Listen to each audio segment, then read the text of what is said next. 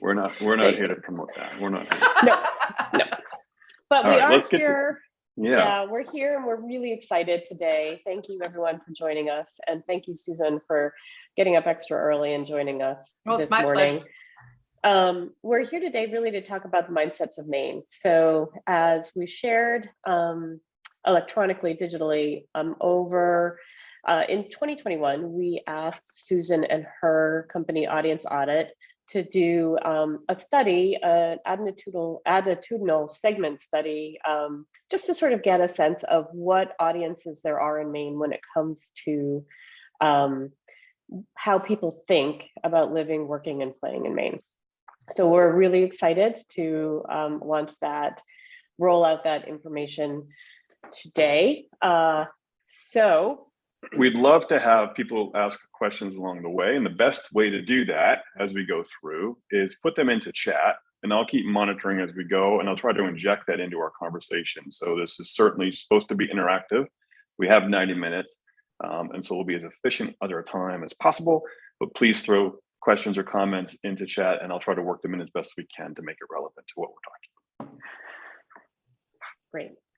So with that, Susan, we'd like to turn it over to you. I think we've sort of made it clear that Susan bears with AudienceAudit, but if you wanted to just give us a little bit of information about yourself and your company, and then tell us what we need to know about what Mainers think about Maine.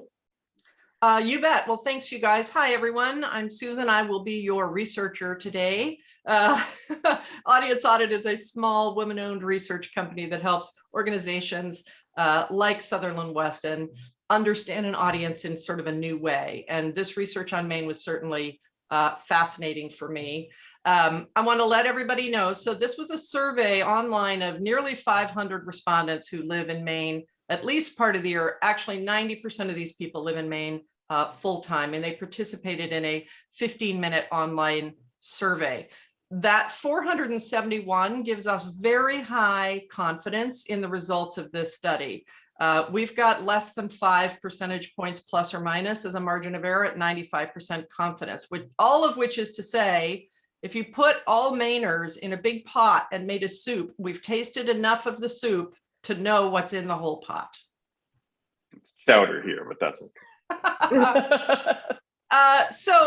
Yeah, as Elizabeth mentioned, we're going to talk about attitudinal segmentation first. And, you know, normally in research, you see people broken up by their age or their gender or their income. And we have some of that information here. But what we really wanted to understand was the differences between Mainers in terms of how they think about being in Maine, about working in Maine, as Elizabeth said. So our research revealed different groups of Mainers. It's important that you know that we did not predetermine these buckets. We didn't basically say, well, I think there are these kind of people and those kind of people, and let's just see how many there are. The responses that the participants gave us defined the segments that we're going to show you. So we didn't sort of inject our own bias, as it may be, into this process. And what you're going to see is different groups of people for whom a set of attitudes are connected. The way they feel about one affects the way they feel about others. So they really have sort of a different headspace, as you'll see. They're very different, and it's all based on how they think. There's no context in there based on some of those more demographic characteristics, which we're going to look at after we do the segmentation.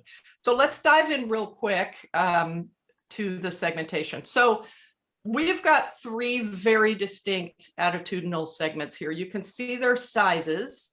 They're all about a third. The change seekers are about 30%, but you can sort of, practically speaking, you can think about this in thirds. We're going to go into these segments in a bunch of detail. You'll always see them represented in these colors. So when you look at charts, you'll know what you're looking at. And everything that we are going to present to you, you will have access to this visualization, and you will be able to play with this data and look at it the way we are looking at it on your own. So Carrie and Elizabeth will be sending that out to everybody, but everything you see on screen, you're going to be able to use on your own computer as well. So why don't you start us off, Carrie, and talk about the proud Mainers. So proud Mainers for us, on the previous slide, can you just go back to the previous slide real quick, Susan, if you don't mind? I was very surprised by the consistency about what we're going to talk about, the evenness and the distribution, right? And Tom just asked a question. It'd be interesting to see if there's a difference between North and South Maine, and that's coming. Oh, Tom, you're going to see that. I promise. So Tom is in South Maine. I think Tom's down in Savannah, so he's in southern Maine at the moment, but a proud Mainer himself. So if we take a look at this, move to the next slide, we'll start with the first one, proud Mainers. And this is the one that the audience segmentation data is going to show. They love everything Maine. They love Mainers, they love Maine, they believe in the future and its potential, and they feel like being from Maine is enough to start a conversation, there's enough in common, and they really move forward. And because we're all looking at data in our daily lives as business owners and leaders through the eyes of not only customers and employees, but recruiting, we are putting a few nuggets in here in terms of recruiting and hiring. These folks want to work for your Maine-based businesses. They want to promote your company. They want to promote what you do. They're raving fans. So as employees, these are great advocates for the brand, right? And they hope your company will share as well, right? Because they want to promote not only your company, but the place of Maine as where folks should choose to live and work. And they are wonderful frontline employees. When we take a look at hospitality and tourism specifically, these are the people you want greeting and being the face of your company. Perfect. So let's look at what's behind this summary that Carrie just gave you. I want to explain this chart that you're seeing. You remember when I told you that there are a set of attitudes that are connected for each of these segments? Well, for proud Mainers, this is the list of attitudes. The more they agree with one of these, the more they agree with all of the others. We gave everyone in the survey a scale. They had to rate all of these from a disagree completely to an agree completely. Here's the line up the middle between agreement and disagreement. And you can see our proud Mainers over here far to the right of either of the other segments, which you see shaded back here. So there's two pieces of information that you're getting here. One, how strongly these folks agree with all of these statements. And two, the fact that for them, these are connected. So when they say they're proud to be a Maine resident, whether they realize it or not, they connect that with seeking out local companies to make a purchase. But you can see what they talk about Maine's best features. They list pretty much every one that we did: the beauty of Maine, the unspoiled nature. They say Mainers are more independent, tougher than residents of other states, more practical, more humble, more connected to each other, and more inventive and ingenious. And lastly, Maine is a dynamic state well positioned for the future. So when Carrie gives you this summary, this is everything that's behind that from an attitudinal standpoint. Highly optimistic, to say the least. Absolutely, absolutely. Feel really good about Maine now and Maine coming, for sure. Okay, let's talk about the disparagers. Right, so on a less optimistic side, we have the disparagers. The disparagers are people, so to be really fair, everyone we talked to was relatively proud to be a Mainer. Like, Maine is a state that engenders a sense of pride in its residents. But the disparagers have an asterisk after that comment. They're suspicious about Maine's ability to compete. They believe that Maine people are slow to grow and change, and they include themselves in that list. And they're skeptical of trends and cautious to try new things. So just a little bit slower and more tentative, and perhaps a little bit more negative.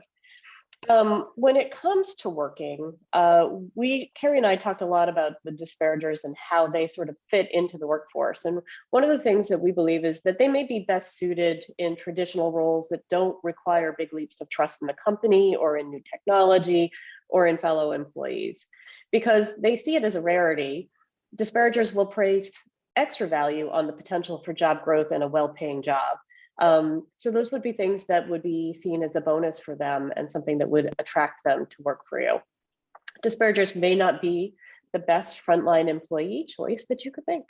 And what's interesting, Elizabeth, is when we go through the story mining process, when we're rolling out messaging and branding for companies specifically, these are the folks that you want involved in that process to understand what's happening so they can get all of the information, because these are the I don't know, I just work here crew. And the more that we can inform them and involve them in what we're doing, the more they can at least understand it.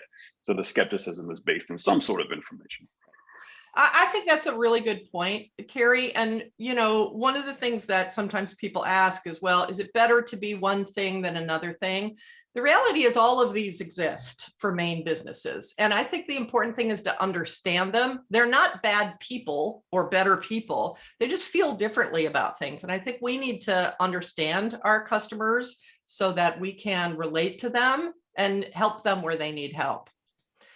These are the attitudes for the disparagers. So for example, they tend to buy cheaper products if they can. They're hesitant to change how they do things. They say they're an odd bunch, stuck in the past, that businesses are less tech savvy than businesses in other states. They say most companies don't understand the needs of Maine buyers, which I think is a really interesting opportunity for your attendees today, because certainly Maine organizations have a better opportunity. And then, as you said, I find it difficult to try new things. Now, I do want to show you, remember, these are the attitudes of the proud Mainers. I want to show you where the disparagers are. So, as you were saying, Carrie, these are not people who hate Maine. Here we are. There is agreement that they are proud to be a Maine resident and they like a lot of things about Maine, not as much as the proud Mainers do, okay? But these people aren't dissing Maine all the time. They just have some concerns. They have concerns about the way people are in Maine, including themselves, and how organizations are addressing Maine residents, and maybe some things that might affect how innovative they feel the state is and its ability to adapt to changes that are happening. And it's what's interesting in that, Susan, is you look at the data and the context of what we see day to day.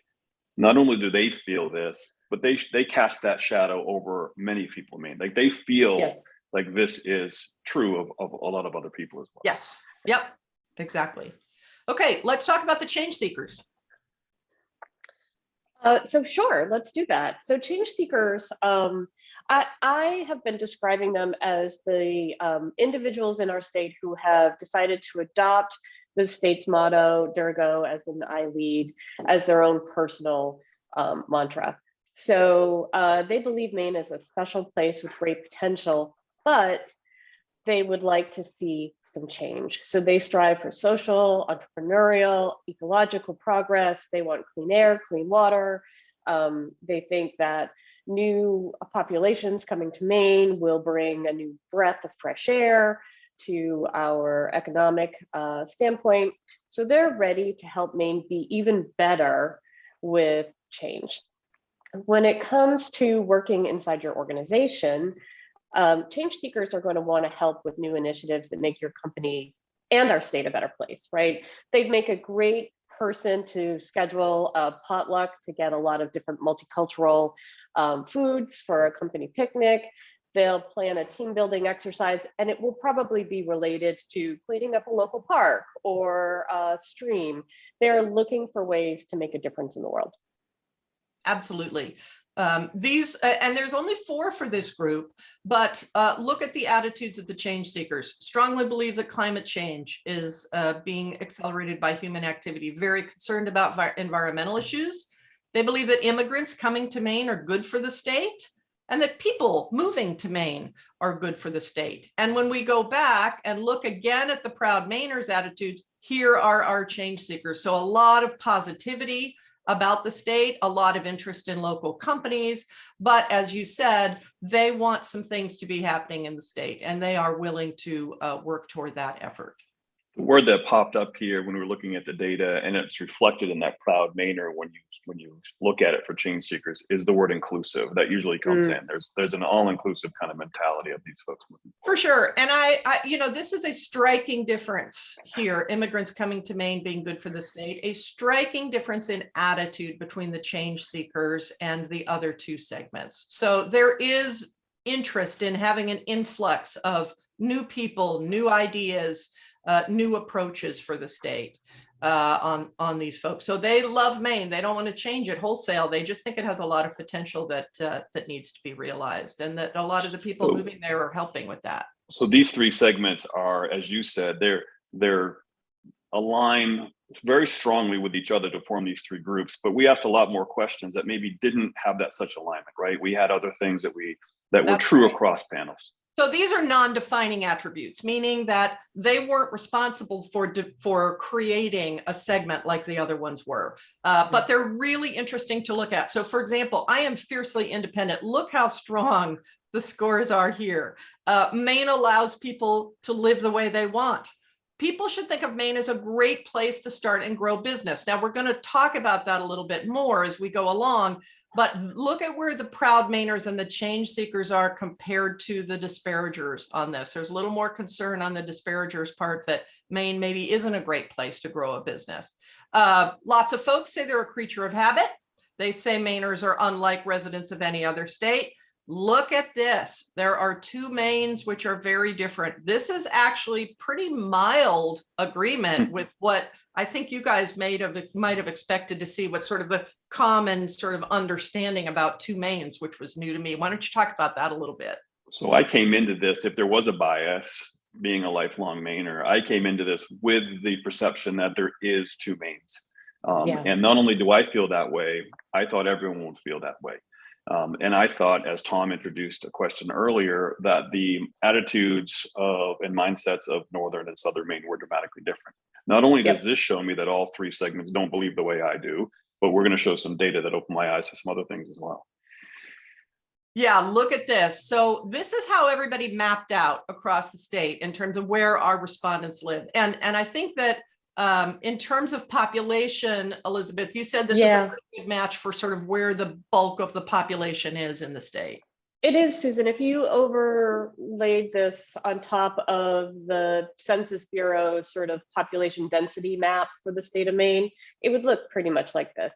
And what I really wanted to make sure people notice from this, because I think it's really important, is that the colors are all intermixed, right? There is sort of this sense when we talk about the 2 Maines that maybe there are different opinions in Southern Maine than Northern Maine. When it comes to the attitudes about Maine, we really had a really good, as you said, it's real soup. It's been stirred well. And it's all over the state. Can you show the change seeker map? Can you use this map just to show change seekers? Because for me, when I saw change seekers, for me, that was the traditional as far south in Maine as that is the Portland coastline for me. And though it's there, it's also all throughout the state. Yeah, exactly. And if you look at these, you can see these sort of crosses here. They represent the center of the density of each group. And you can see, I mean, we have a slight hedge towards the south among the change seekers, but barely any at all. And there's the proud Mainers and the disparagers right behind them. So when, you know, we can see everybody on the map, but also when you calculate where people are, the center of that mass is very close for all 3 groups, which I think is it. I think this can be something hard to sort of think about because we're used to seeing data that's based on demographics and people up there do this and people down here do this. If you take nothing else away from this research, I would love for everybody watching this or watching it later to really try to rethink how your perspective is about people that live in your state, because it's not based, as you will see, on a lot of the common characteristics. It's based on differences in how they feel, and they can be anywhere. They could be sitting next to you at a coffee shop. They can be working with you in your company. They could be teaching your kids. So, you know, the state has a marvelous complexity, but certainly we saw no evidence at all, Kiri, for this expectation that there was really going to be a dividing line between how people in the North feel and act versus people in the South. And I think the availability of working remotely and all of the changing work habits that we've seen over the last 3 to 5 years specifically has put people in positions to live in geographical areas that perhaps they wouldn't have a decade ago. Yeah. And for whoever's going to ask, and it's a decent question, the fact that there's only a few dots up here doesn't change the statistical reliability of where we're seeing this center. Yes, we have enough folks up here to sort of know where things are going based on the population density. Okay, so let's talk about some of those other characteristics. Now that we sort of know where everybody's headspace is at, let's take a look at some of the more common things that we often think about when we look at populations. So for example, here's age. The first thing I want to show you, and you all are going to be able to do this when you get this visualization for yourself, but let's look at everybody in the survey and look at how they distributed across the age range. So we have a really good range from a population standpoint. And one of the things you'll notice is that we see all segments in all age groups. We do have a little hedge here on the disparagers for our under 40 folks. So they do tend to be under 40 more often than the other segments, but we've also got disparagers up at 70 years or older, and the same with all of the other segments. It's really not about age, Carrie and Elizabeth. And that's a great point to make as far as what we're going to distribute afterwards. So folks that signed up and registered will get access to play with the data when we send it out, correct? For sure, absolutely. Okay, let's look at gender. Well, not much difference in gender. So the women in Maine aren't feeling dramatically different than the men are. You could be any gender and fall into any of these segments. So we have to be careful about making assumptions based on what somebody looks like in terms of their age or their gender. How long have they lived in Maine? Well, as I mentioned, 90% of these folks have lived there full time, and a lot of them, 40%, have lived in Maine their entire lives. You do see the proud Mainers popping out on this one a little bit. 49% of the proud Mainers say they lived there their whole life, but sizable proportions of the other segments too. Although a real Mainer, Susan, if you ask them if they lived in Maine their whole life, they'll say, not yet. Okay, so not yet. But again, as we saw with the other data, you can be any segment and have lived in at any point, any duration in Maine. Look at, we've got folks in here who have lived in Maine for 2, 3, 4, 5 years who say they are proud Mainers, and folks who've lived there their whole life who are disparagers or change seekers. Are you a Mainer? You know, we wanted to ask the question because I know you guys sort of use this terminology. It seems like it's pretty common up there, but we wanted to know whether people identify with that term, and 81% of them say yes, they are a Mainer. Not surprisingly, our proud Mainers are most likely to say that that is the case. By the way, let me point out here, you can see when I clicked on this that these two other bubbles lit up too, colored. That means there is a statistically reliable difference between this bubble and these other two. If we go to something like this and I click on this bubble and these don't light up, that means that the difference that you're seeing is not statistically reliable, which means if we ran the survey again, you might not see that difference. So just a point for those of you who are going to play with the visualization, it's very easy to say where there are statistically reliable differences and not. Anything you guys want to say about proud Mainers? So what I think is really important about this from a marketing standpoint, excuse me, is that we often will use the term Mainer and then we'll worry about whether or not it is a term that's acceptable. And I think this clearly states that you can call Maine residents Mainers and they will accept it willingly, regardless of their attitude about Maine. Yep, it's a shorthand that they welcome for themselves for sure. Okay, now, one of the questions that affects economic development in a state is whether residents want their children to stay there, right? Mm-hmm. So we asked that question about hoping children stay in Maine. Let me show you, first of all, to reassure everybody before we have a heart attack, 66% of respondents, 2/3, said yes, they do hope their kids stay in Maine. But we do see some pretty big differences by segment. 83% of the proud Mainers say that is the case.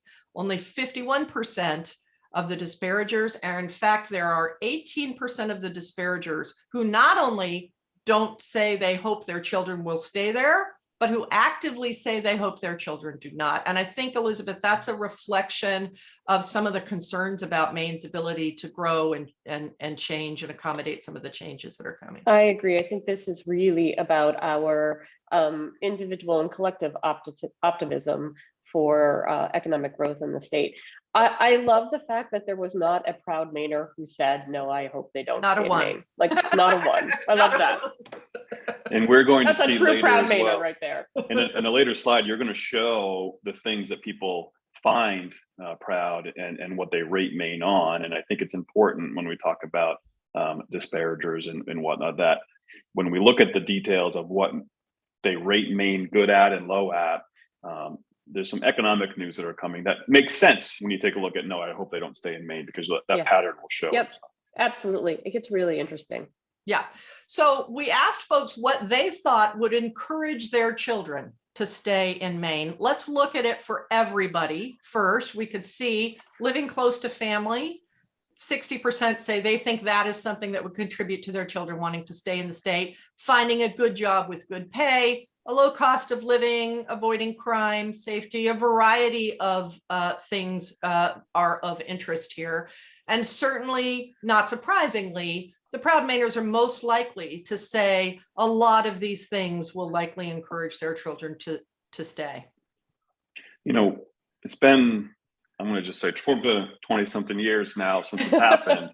But I remember when we started a group here in Bangor called Fusion Bangor, and it was developed to connect young folks in the community, 20 to 40-year-olds, sort of into the economic and vitality of, and meet people and become part of it. John Roman was at the first event. John Roman, I would say, is probably a proud Mainer if he was watching. The comment that he made to me was, Maine is known as a great place to grow up and raise a family, but it's got to be known for more than that. And that stuck with me for 25, 30 years. Like, there needs to be something other than a great place to raise a family. And as we take a look at the reasons that people would stay, we see a lot of the family and safety and whatnot, but we're starting to see in the future slides, economic opportunity, hope for the future, and economic vitality raising. And that's something to pay attention to as we look at the data in terms of how to communicate to some of these folks in terms of their position and connecting and communicating about Maine in general. Right. For so sure. We had a, oh, sorry, Susan. We did have a question in the chat. Somebody asked if we talked about access to educational opportunity as a reason to stay. And we did, and we have some information on that coming later. Yes, for sure. I also want to point out, look at this little bubble here for the change seekers, opportunities to be instrumental in moving Maine forward. So this is not a huge increase over these, but there is a little suggestion here that the change seekers, just like the proud Mainers, are probably hoping their children love Maine for the things that they love Maine for. So I thought that was interesting. And that has resonated in local political races as of the last 3 to 5 years too, where we're seeing an uptick in folks that I would probably classify as change seekers becoming active in their community. And Maine is a place where you can actually be involved at a local level quite easily and impact what happens. So that no surprise there. Interesting.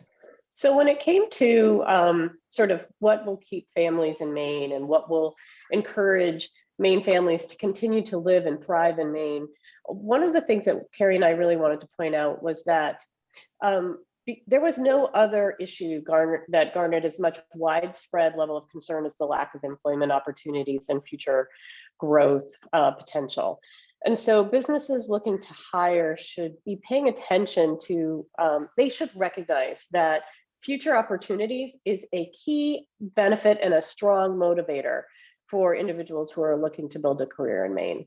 And for businesses that are looking to be part of the fabric of Maine for decades to come, really consistent communication about your work and about opportunities for growth and your plans for growth are key to that greater public awareness that the future of Maine's business community is bright and can be counted on to have a successful future. And here's a very specific, for instance, we've been working, if there's any forestry folks here, for the past few years, we've been working with a coalition called For Maine, or a Forest Opportunity Roadmap for the Future of Maine. And when we started that engagement, we did some public surveying to get the public sentiment about forestry in terms of its opportunity and its good or bad vibes, to put it in a summary format. What we found was there was a lot of positive feelings, but not a lot of information. There wasn't a lot of informed folks about, is the industry growing? Is it innovative? Is it local or regional or global? And so what we found was the forestry amongst other industries tend to think people know what they know. They tend to think that people understand what they understand, and they tend to understand that, or think that people all have the same baseline understanding of not only where we are, but where we're going. And that's absolutely not true.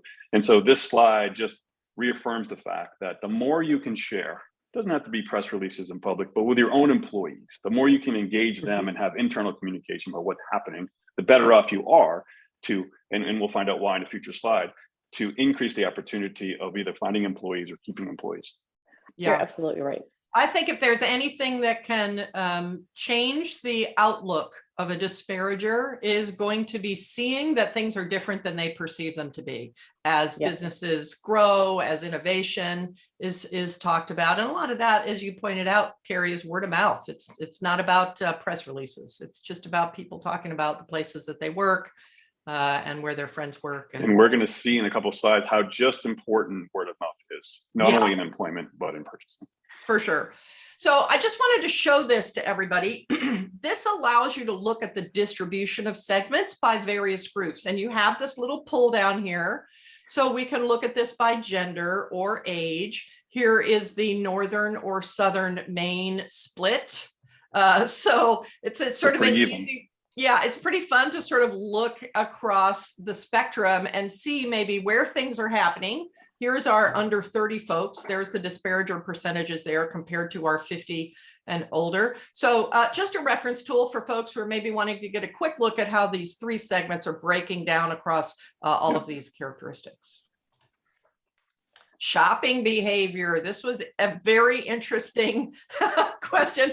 I have to tell you, we do lots and lots of research, and I'd never been asked to structure a question about something like this, which was, which direction would you typically drive to go buy something that you didn't have close to home? And I'm sure the people listening know where this was going, but that was a fascinating question. And gravity is strong in the state. Gravity is strong in Maine.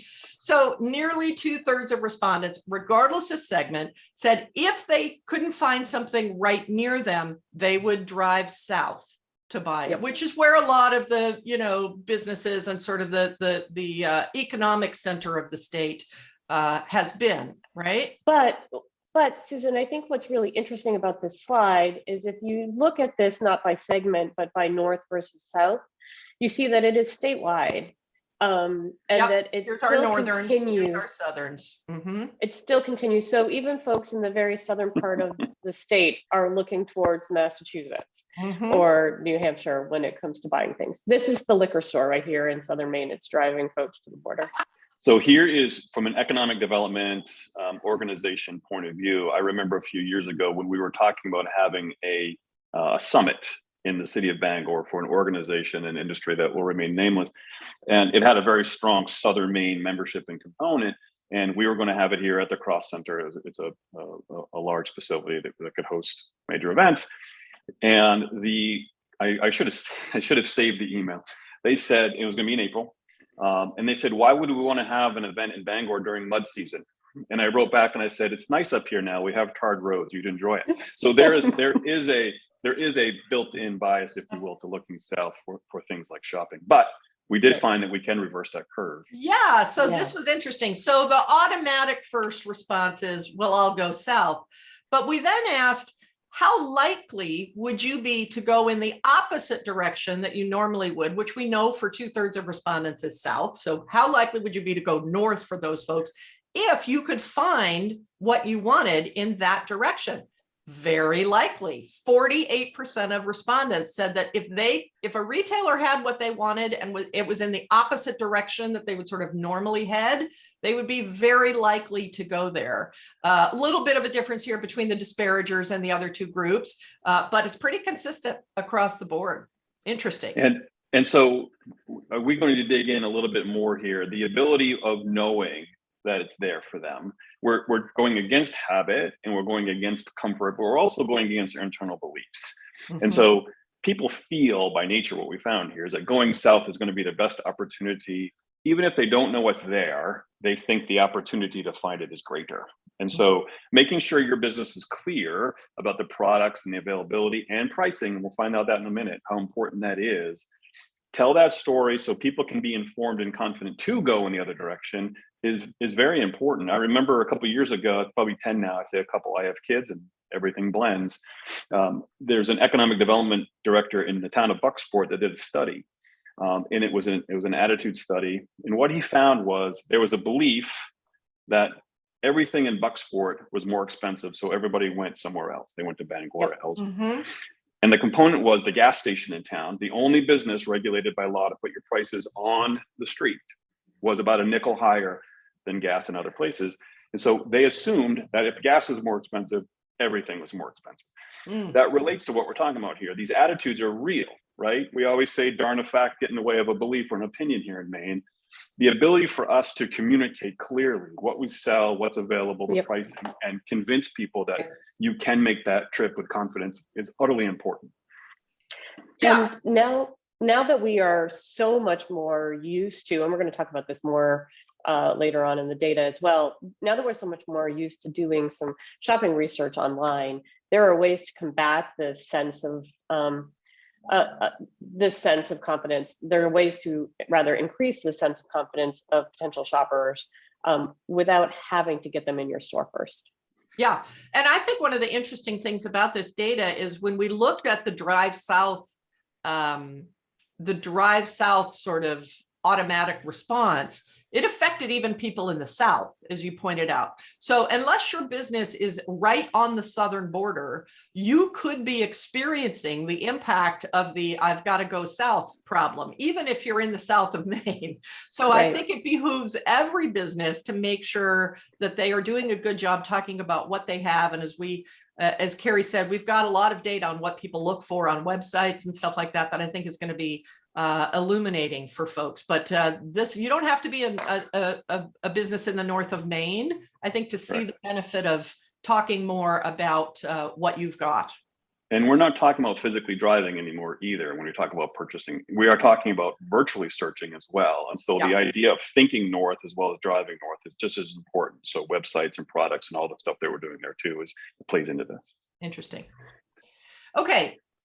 What do Mainers think would get them to try something new? Food, a restaurant, going to a new place, buying something you normally wouldn't. What usually pushes them over the edge? Well, when we look at everybody, there are two things that far outflank anything else.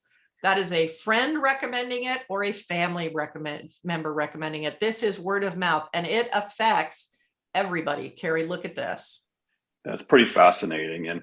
And this comes down to some people say, aha, and some people will say, duh. But as we're going to see in the light bulb moment, the ability for us to borrow from an earlier slide, to consistently communicate, to share, to allow other people to be raving fans and advocates for our company and our brand is utterly important as well. And this slide shows that the family and friends, if they are existing customers of a company, and you can keep them informed, then they are going to be a salesperson for you moving forward. Yeah.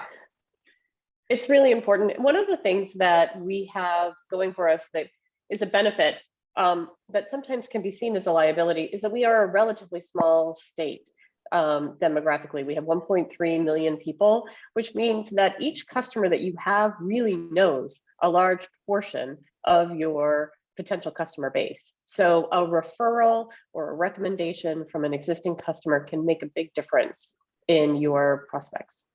Absolutely. And we're going to talk a little bit more about this, sort of the power of this referral engine when we look at Net Promoter Score for the state a little bit later in the data. So really interesting. Okay. How do people go about researching a major purchase? Online search through Google or other search engine is number one at 64%. Here we go with word of mouth again. Talk to friends you know in real life to get their opinions. Here's the family component of that, both right about 50%. And look at this, the company website. Yeah, this is fascinating, Susan, because we've seen surveys from major companies like Forrester Research and even Google themselves that are talking about the changing behavior and patterns of today's digital customer. And we've seen it, it varies by industry and by segment and B2C and B2B, but anywhere between 65 and 80% of the customer sales journey is now being done without them involving a company or a salesperson. In fact, it's getting to the point that when somebody does reach out, they are so well researched and they have so much information that it's almost the salesperson's job not to mess it up. And so it was great to see this hit home, to have data that points to online search and website, along with those people that we know, friends and families, play such a large role in the ability for us to make purchasing decisions. It reinforces the need to really focus customer first on what we do publicly with our website and our messaging in general. Yeah, absolutely. And if I can point out, I mean, as I said, we do a lot of research, and this is something that sometimes people miss when we look at results like this. If you look at the talk to friends and talk to family members right here, right?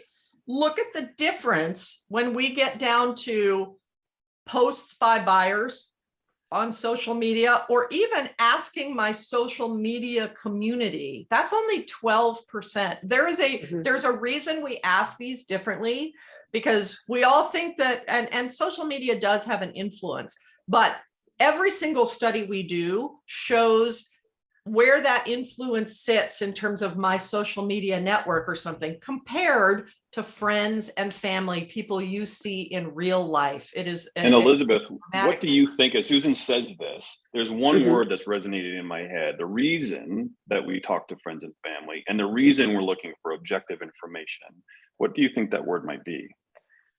I have no idea what's in your head, Carrie, but I think that it has a lot to do with trust. Of course it does. That's exactly what's in my head. You knew exactly what was in my head. That's called a long partnership right there. Yeah. But no, I do. I think it's really, this is all about trust. The other part of this that I think is really interesting is when you look at the fact that the company website is so far up there. The Edelman Trust Barometer for 2022 just came out this spring. And one of the things that that Trust Barometer shared was that businesses are the most trusted resource right now for globally. So your employer is your most trusted business, but then after that, businesses come second. And I think that this is showing that right here in the research we've done in Maine. Yeah, I should also point out, you can look at this by age. And while we see, here's our youngest folks, okay? So, and here's our oldest folks. Okay, so we do see some differences. For example, our youngest folks are more likely to rely on YouTube, but regardless of age group, we still see these talking to friends, online search, and company website being really in a space alone, even for our youngest consumers, in case there are people that are out there saying they do things really differently. It's not as different as you might expect. And I think the exclamation point here, Susan, is trust, just like Elizabeth has said, is critical.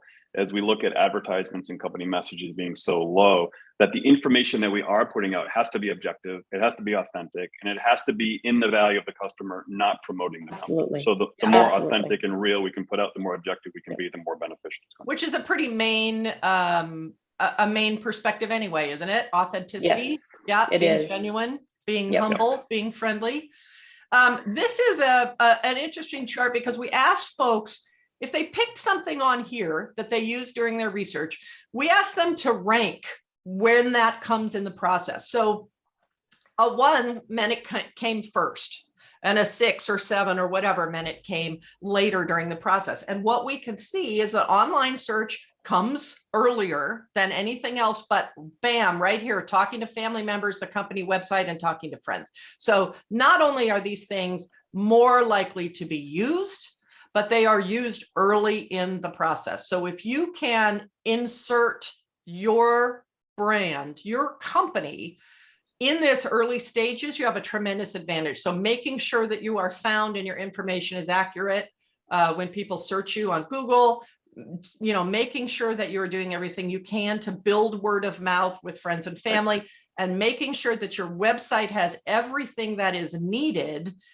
will give you a tremendous advantage compared to anybody else that they're going to encounter during later stages of their search process. So Susan, just a question on reading this slide, because you've been teaching us that the further to the right is better. In this particular slide, the further to the left is more important. Right. Because So the lower the number, the higher it is. So on average, online search is done second.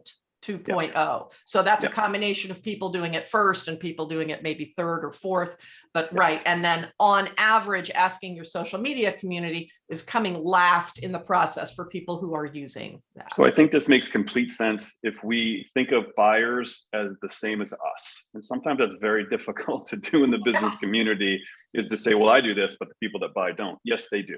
And so the trends and habits that we have are the exact same trends and habits that your buyers and customers do. And it's in our best interest to remember that as we move forward. Exactly. Perfect. So we were talking about what's important on a website. We know how important a website is for a business. And then we ask them, what's the most important information that they want to see on a website? So this one is for Heather at Maine Solar Solutions. I want her to see this slide. Good golly. 84% of our respondents said that pricing is the most important information they want when they're using a company's website to research a major purchase. And this is a striking and statistically significant difference from anything that came afterwards. Yeah. So Heather, this is the slide to show Sam, but to the big point here, the gap between number 2 and number 1 is so large. It's so prevalent, and it's the absolute hardest thing that companies get their head around putting online. So this tells us that the work that needs to go into pricing is well worth it, and it's being looked for by folks. And when they don't find it, they don't stick around and hunt for it. They're a click away, they leave. Yep, and I think look at how consistent it is between all of the segments, you two. Yeah. Yeah, that's important to see as well. And I think it's important for everyone to understand that pricing doesn't mean I have a widget and it costs $7 and that needs to be on the website. We were talking about services and products and long-term engagements. This is where people are doing more and more of their decision making when they're making a purchase online. And so they are looking for this information. And it's really important that we all understand that we're not just talking about folks who have a widget to sell. We are talking this is for the price ranges, right? And the things, the 30-second spiel here, we all can sit down. And if I ask you what the average price is for what you do, you could answer it. And if I say, can you tell me what would make it more expensive? You'd say yes. And tell me less expensive, yes. Those are the things. When we talk about objective and sincere and authentic, those are the things that we need to be putting forward now on the website so folks can see them before they talk to us. That's a major decision factor now moving forward.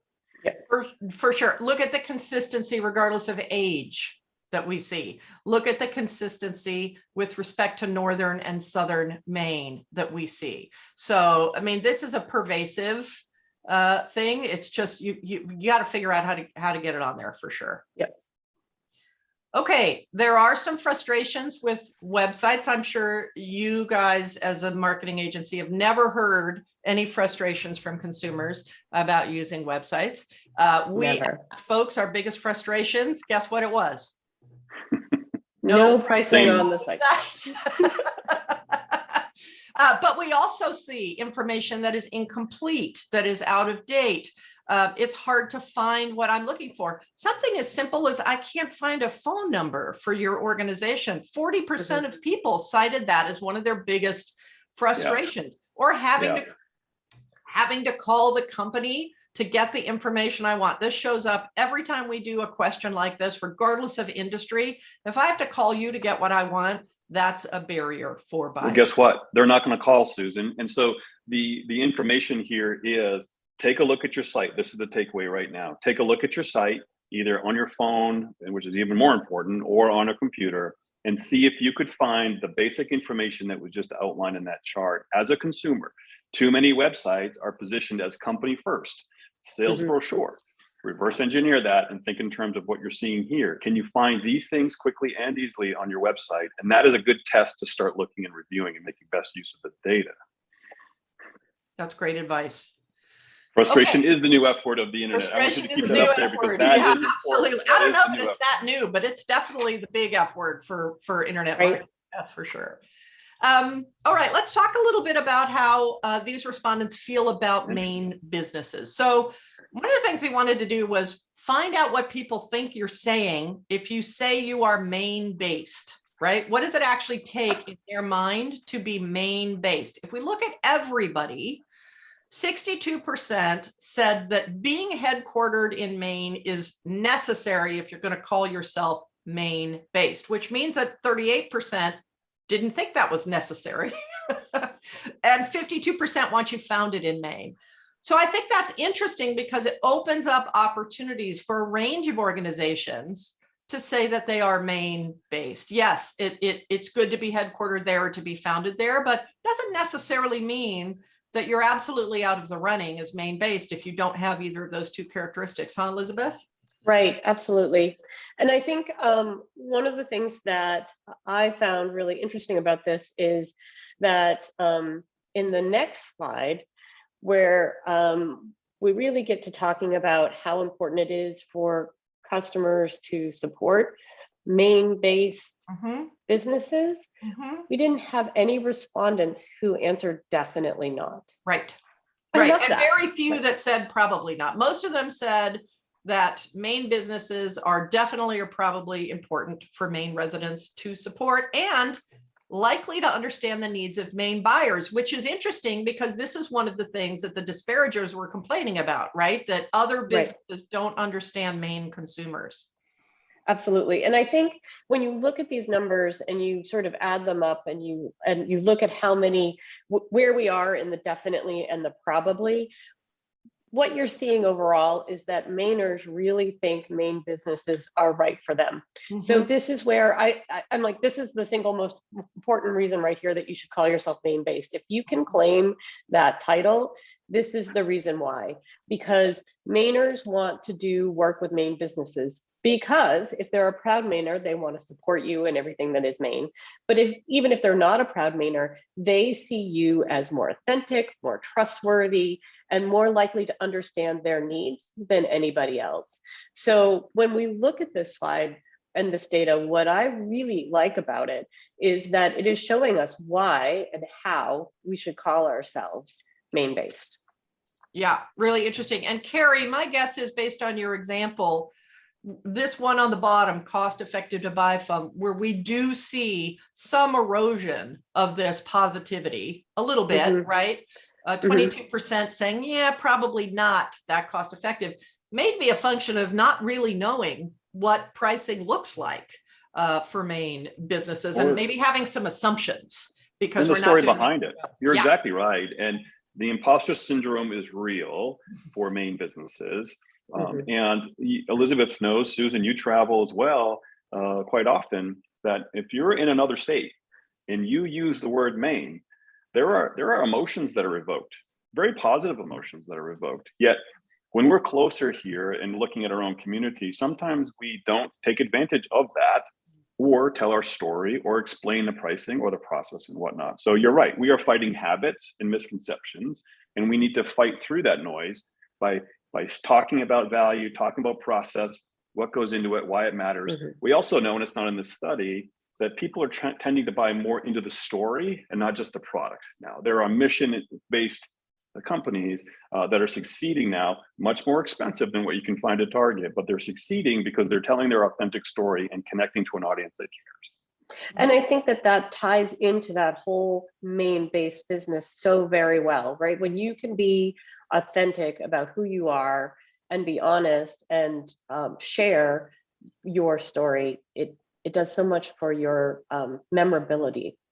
Yeah, and I've known Sutherland Weston for quite some time, and that is a core part of your point of view, is that sort of authenticity with respect to marketing for businesses. So it's aligned with what we're seeing in this new data for sure. We did ask folks which categories are the most important in terms of being a Maine-based business. So what we see is that, for a band, only 22% thought being Maine-based would be significantly important, but for restaurants, bars, grocery retailers, we see a lot of different kinds of businesses here where being Maine-based is important in the decision-making process for consumers. I think that speaks to the authenticity and character, right? They want to connect and be a part of something that feels like home. Yeah, I think you're right, Carrie. And I think it also points to the sort of sense of localism, right? If you're Maine-based, I'm going to feel like I am supporting a local business more easily than if you are a national chain. For sure. Okay, best features of Maine. Let's look at everybody first. Quality of life at the very top of the list with 66% selecting, and certainly geography has always got to come to the top of any list about Maine. Even I know that, and I live in Arizona. Outdoor activities close to home, safety is up there, a lot of sort of weather things, environment and sustainability, traffic, culture, a lot of these things. Now, quality of education is a little lower on this list, you two. It's 24% are citing that as one of the best features of Maine. You want to chat about that a little bit? Well, I think that this is indicative of sort of the folklore that we have about Maine. We have some fantastic educational institutions in the state. Our public university system is strong and award-winning, and we have 3 of the top 25 private colleges in the country here in Maine. However, we have this sense of believing it not enough in ourselves and in our future. And I think that's where the quality of education comes from. I know that the school systems, the K through 12 in Maine are doing a fantastic job, and they are really producing top-notch students who go on to top-notch schools and have top-notch careers. I could say top-notch a few more times if you'd like, but I do think that this also speaks to the lack of opportunity that is sort of a pervasive belief. You see that down in the relevance of education and training as well. Like, people just aren't sure about employment opportunities are down here, exactly. Attraction and recruitment of businesses. These are some of these things that we've seen can have a real impact on whether people decide to choose Maine or stay in Maine. But it seems like they may not necessarily be well-founded. I think that's absolutely the case, Susan. And I think that's probably the most important part of this slide, right? Is that we can all look at the top end and say, look at all the great things that we have about Maine, but not everyone understands or knows what the positives are about the state. And so this is, again, one of the reasons why we need to be transparent in sharing the information that we have about positive business news, growth plans, successes, things that really add to the positivity of our state overall are things we need to talk about. And as Carrie mentioned earlier, from a workforce perspective, it's important to be talking about these things to your employees to make sure that they understand that you have a vibrant future planned, because that will make the difference in their sense of positivity when it comes to working for you and living in the state. Well, I think it's different too for a politician to say Maine's doing great, or for the state to put out a press release saying Maine's doing great. But when you are experiencing in your workplace and your family's workplaces, great news coming from your employer and seeing growth and innovation and all of that kind of stuff, and then you engage this sort of word of mouth engine, I think it affects people in a different way than just hearing sort of a talking head say things are good here in Maine. It's a lot more immediate for folks, right? One of the absolutely, it really is. And one of the things that we talk about often when we are talking to companies about their brand, and we use it in our soft landing process on a fairly regular basis, is understanding that cross the fence conversations and dinner party conversations are really critical.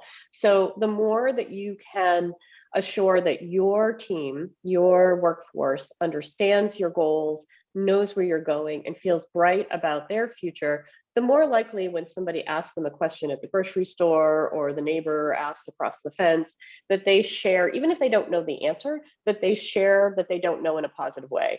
I'm not sure, but everything's going really well for me, so I bet it's true. It's very different than, I don't know, I don't know, right? Just being able to arm people with news. We have to fight, we are fighting how powerful negative news is. You go back to the slide about schools.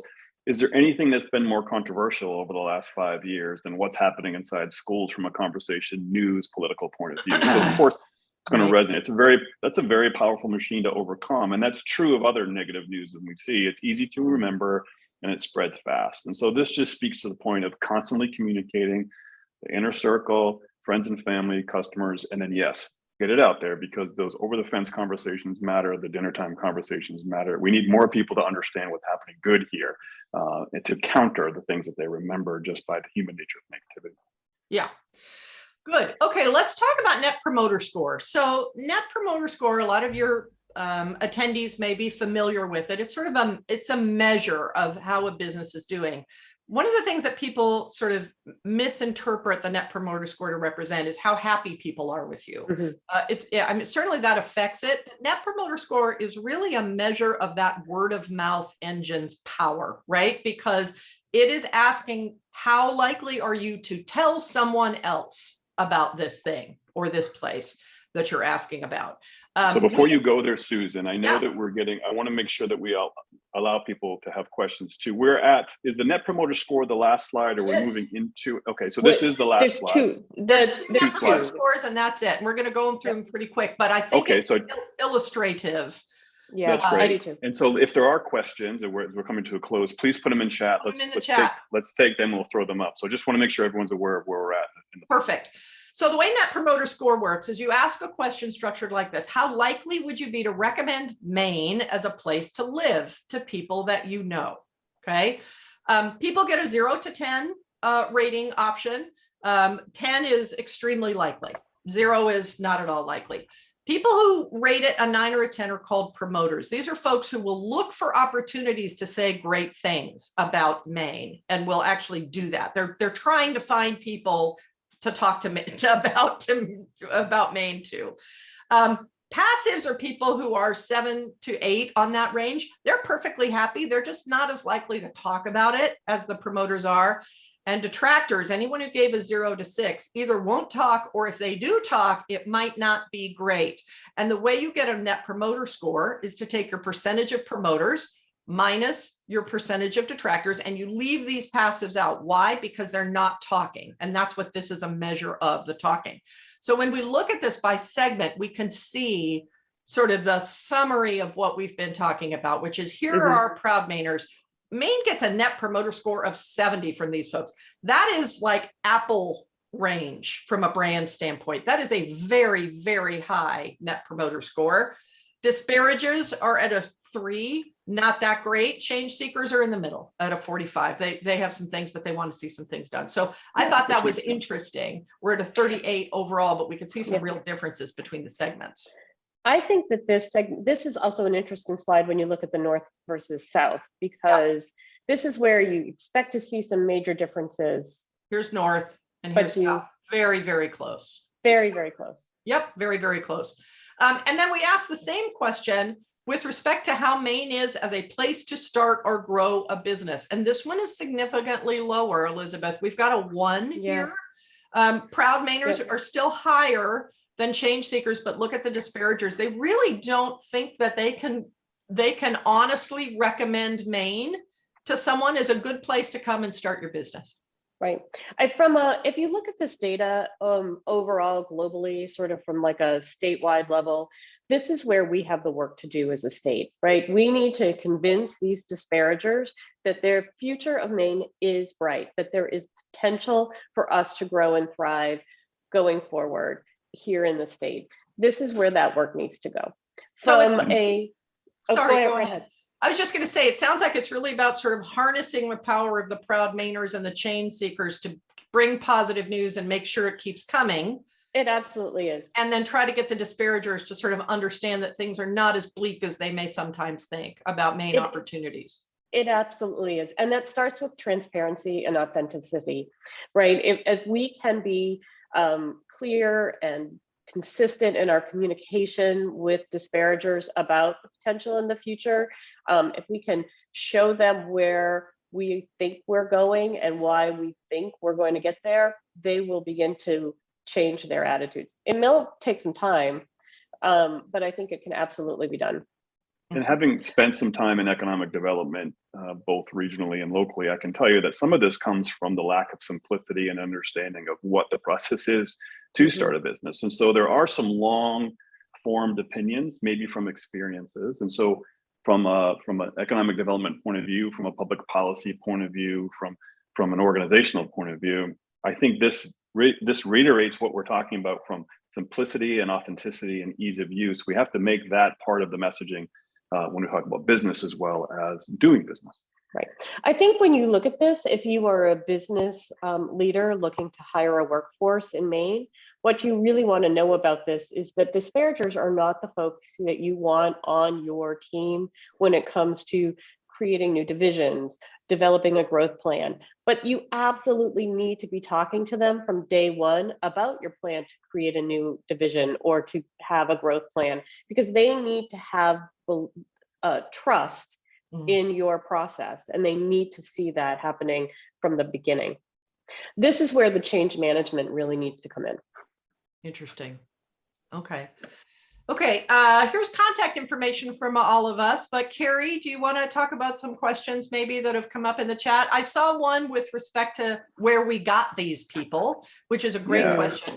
We secured a group of respondents living in Maine, willing to participate in research, and we demographically matched them to the demographics of the state so that we have a representative population. As to whether they are business owners or what kind of industries that they're working in, we did not ask that question because it wasn't a sort of a B2B study. But with this number of people, we could do this study again, and we would see within 4.5 percentage points, we would see the same results here, even if we had a new population that was matched similar to what we were looking for demographically. Yeah, and I know we've had questions about how to use this. There's a difference between data and information, Susan. I know this is where you spend your entire life, right? And so data in and of itself, maybe without context, can't be as helpful. So one of the questions that did come up is, how do we use this information today? And I'm going to take the piece that I'm most familiar with to answer that question.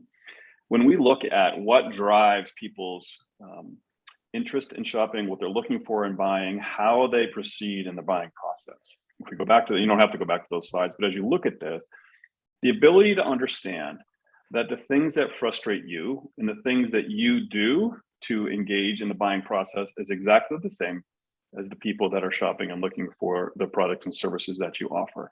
And so we need to stop creating that disconnect between what I do and what our customers do. The audit that you can do today for free and to use this information is to take a look at the things that are most important to the customers. The clarity, information, price, value, story, and take a look at your own presence right now. And if you were someone that didn't know anything about your business, looking for what you do, what is that experience? What does it look like? How does it feel? How easy is it to use? That would be probably the most valuable and practical way to use this information to make meaningful differences to your own business within the next 24 hours.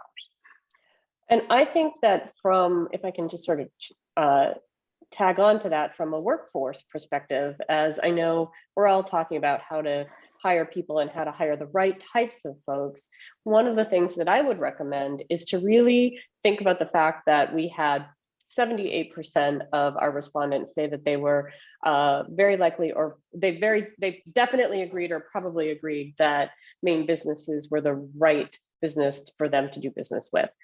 And to own that Maine-based status, if you can, make sure that you are using that in your messaging when you are recruiting employees, and really think about the type of employee that you want and make sure that your messaging aligns with some of their attitudinal beliefs. So if you're looking for a cheerful, optimistic frontline worker who will make your customers feel great about their purchase, then you really want to be looking at the proud Mainers and thinking about how you could attract them. If you're looking for somebody who will help you change the world, then you definitely want a change seeker, and you should be looking at some of the messaging that will help you get to that audience as well. And Susan, if you were looking at this and you look at these three groups, how would somebody go about trying to figure out if they were one of these three groups?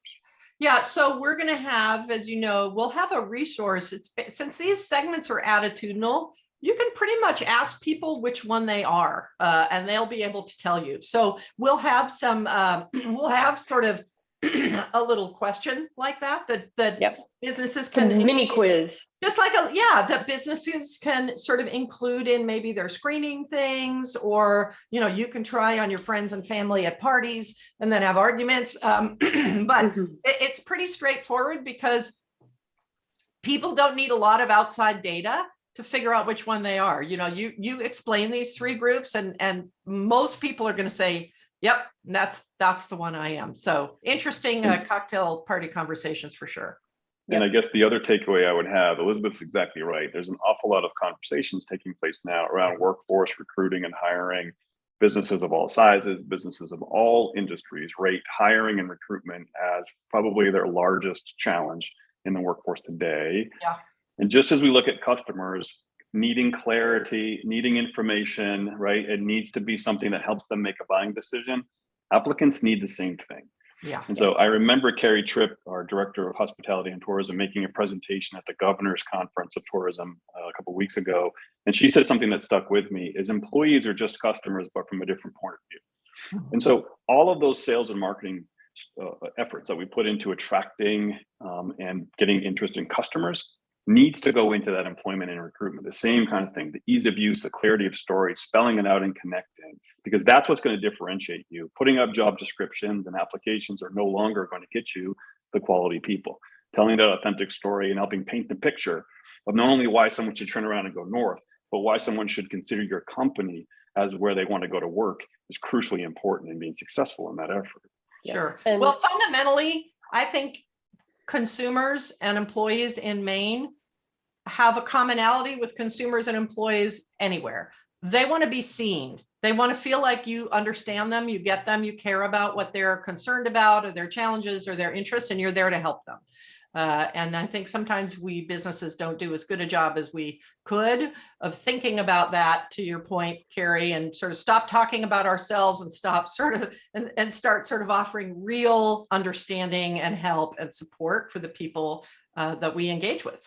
Yeah, and helping is the new selling. So I want to thank you as we wind this down for helping us take a look at some of these things. And I must admit that some of the things you revealed went against my own thoughts, beliefs, and probably lifelong opinions. So looking at the information through objective data certainly does help to see where people lie in terms of where I think they were. So thank you. It's certainly fun to do. I learned a lot. So I'm well armed now for my trip to Maine, for sure. Great, we're glad. We, I would like to just reiterate Carrie's thanks, Susan. This has been great. You've been fantastic to work with. I do want to just mention to the group at large that due to time constraints, we have asked some questions about giving in Maine. So some very specific nonprofit related questions about giving and Mainers' attitudes towards giving. We didn't include it in this webinar today, but we do have that data and we're happy to share it with folks. So just reach out to Carrie or myself and we'll make sure that you have that information as well. And over the next few weeks, we're going to make it as obvious as possible to find and use this data as we go forward too. So this is not a one-stop shop. No, and in fact, that was intentional. One of our goals is to share this as widely as possible so that everybody can be using it to get a little bit of a leg up as we move into the summer selling season. Okay. So it's been fun, Susan. So thank you for going on this journey with us. And I hope that those that either watched it in real time or watched the replay or get a hold of it later find value and are able to apply it to both business and recruiting efforts moving forward.